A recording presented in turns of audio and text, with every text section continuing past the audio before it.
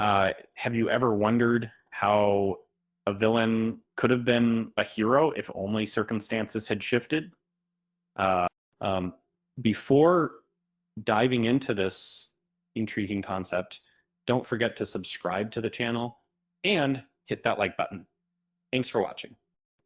In many stories, the lines between hero and villain blur.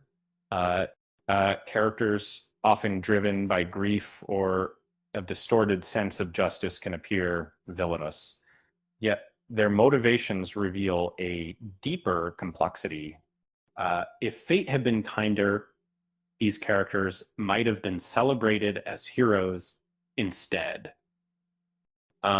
Take Madoram from Hunter x Hunter.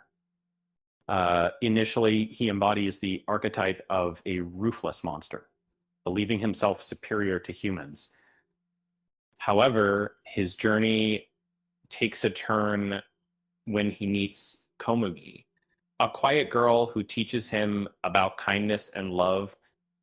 And through their bond, Meruem begins to question his violent ways, the wrong powerful battle. Imagine if he had been nurtured in a world that valued peace over power. He could have been a champion for harmony rather than destruction. Then there's Gentle Criminal from My Hero Academia. Unlike typical villains, he craved recognition rather than chaos. Um, um, After failing to become a hero, he resorted to flamboyant crimes that were more about artistic expression than malice. Uh, if society had offered him a second chance, he might have become a beacon of hope instead of a misunderstood.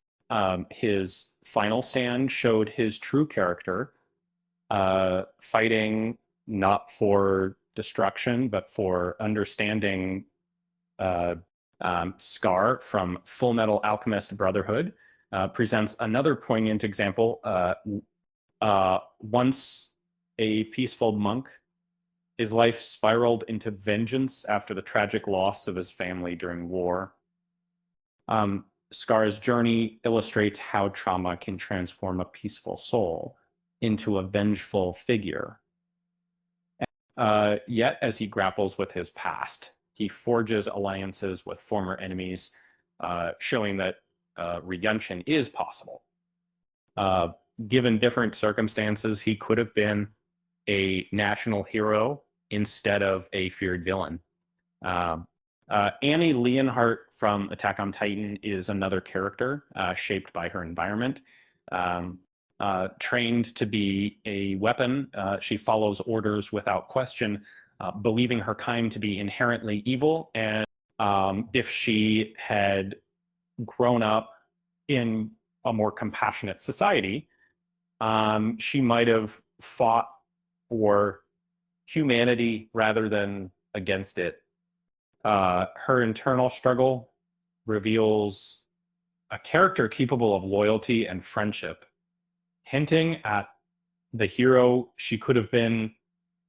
Estef from Akame Ga Kill